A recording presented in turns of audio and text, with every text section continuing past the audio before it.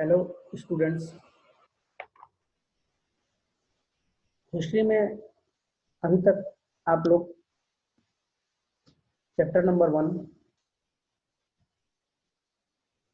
देख रहे थे, रीड कर रहे थे, उसको समझने की कोशिश कर रहे थे। चैप्टर नंबर 1 है आप लोगों का व्हेन, वेयर एंड हाउ। इस चैप्टर में आप लोगों ने ये देखा था कि जो डेट होते थे, जो भी दिनांक होते थे, उनको कैसे उस डेट को डिफाइन किया जाता था, कैसे उसको उस तिथि को महत्वपूर्ण बना दिया जाता था, और कैसे ब्रिटिश जो अंग्रेजी हुकूमत थी उसने अपने शासन को धीरे धीरे कैसे आगे बढ़ाया। ये सब हम लोगों ने रीड किया था और समझने की कुछ समझा था। आज जो आप लोगों का जो टॉपिक रह गया था इस चैप्टर का, वो था importance of survey.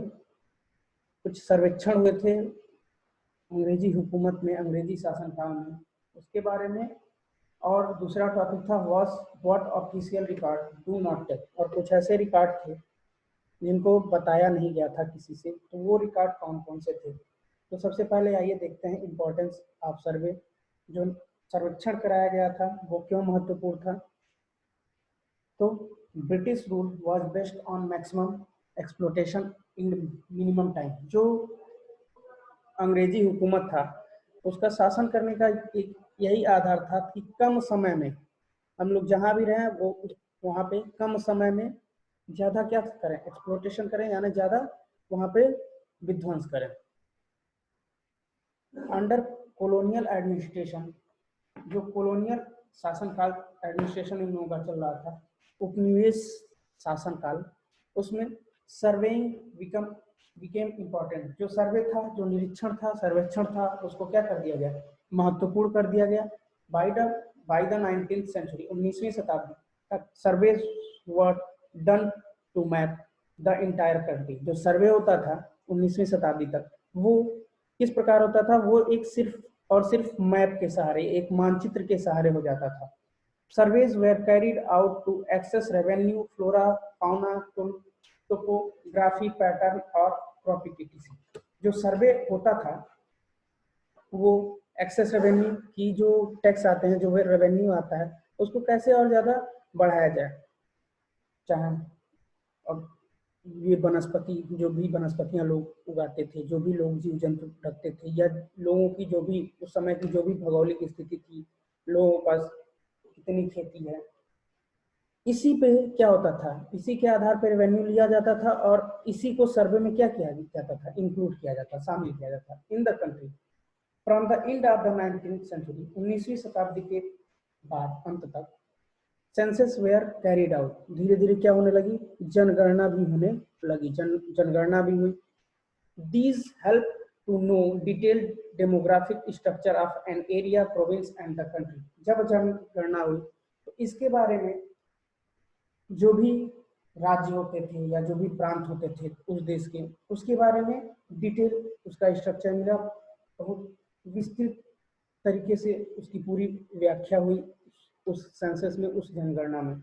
In addition, surveys were also done for botany, geology and archaeology and forest. उसी सर्वे में, सेंसस में, उसी जनगणना में एक और सर्वे कराया गया। वो सर्वे किस बेसिस पे होता था, बोटानी वनस्पति के, जियोलॉजी जंतुओं के, और आर्कोलॉजी पुरातत्व विभाग के। मतलब बोटानी यानी वनस्पतियों की स्थिति, जियोलॉजी जंतुओं की स्थिति, और आर्कोलॉजी मतलब जो भी पुरातत्व है कंट्री में, उसके बारे में उस सर्वे में सर्वे किया गया, उसका भी सर्वेक्षण किया गया। और उस सेंसस में जो 19वीं शताब्दी की बात हुई थी, उसमें भी उसको क्या किया गया था, उसको जगह दिया गया था। उसके बाद था what official record do not take. कौन कौन से ऐसे ऑफिशियल रिकॉर्ड थे जो ब्रिटिश हुकूमत ने नहीं बताए थे, उसको शेयर नहीं किसी से किया था, वो ऑफिशियल रिकॉर्ड कौन कौन से थे। The myriad record give us an insight into activities from an official point of view। जो भी रिकॉर्ड थे वो काफी बहुत बड़ी संख्या में थे, give us an insight into activities from official point of view. तो वो एक एक स्रोत होते थे जो ऑफिशियल रिकॉर्ड बड़ी संख्या में अंग्रेजों के द्वारा रखे गए थे। उसको इसके पहले वाले टॉपिक में जो भी था उस टॉपिक में आप लोगों को बताया गया था कि हर वहाँ पे अलग अलग प्रकार का क्या होता था, रिकॉर्ड रूम होता था, जिसमें सारे रिकॉर्ड पहले हैंड रिटन में होते थे, बाद में वो किसमें आ गया, वो प्रिंटिंग, वो प्रिंट करके क्या करने जाने लगे, रखे जाने लगे। They do not tell us what people did in the country at the time. They do not tell, उसमें उन्होंने ये नहीं बताया था कि what people did in the country at that time, कि जो भी टाइम तक ब्रिटिश हुकूमत ने शासन किया तो उस समय लोग क्या करते थे। For this we have to find other sources. इसको पता करने के लिए हम लोगों को किसी और स्रोत का सहारा लेना पड़ेगा। मतलब जब अंग्रेजी हुकूमत यहाँ पे राज की तो उस समय लोग, भारत के लोग क्या क्या करते थे, ये तो इसका कोई रिकॉर्ड इनके पास नहीं था या ये लोग नहीं बताया। उसके लिए राइटर ये कह रहा है कि हम लोगों को किसी और स्रोत के या किसी और माध्यम से ये जानना पड़ेगा। दीज में इंक्लूड डायरीज ऑफ पीपुल। इसमें क्या क्या आते थे, कहाँ से मिला, जो लोगों की डायरियां होती थी उससे, अकाउंट ऑफ ट्रेवलर, जो भी यात्री यात्रा करने आए उनका account, biography of important person, जो भी कुछ महत्वपूर्ण लोग होते थे उनकी बायोग्राफी, उसमें उन लोगों ने बताया था कि हाँ यहाँ पे लोग क्या क्या करते थे या कैसे कैसे रहते थे। And account of leaders and reformers, और कुछ ऐसे समाज सुधारक जिन्होंने कहीं ना कहीं कुछ समाज के लिए अच्छा काम किया था, तो उनकी जीवनियों के बारे में पढ़ने पर फिर धीरे धीरे पता चला कि उस समय के लोग क्या करते थे। Recorded history of the colonial period do not tell us about the lives of tribal, peasant and other ordinary people.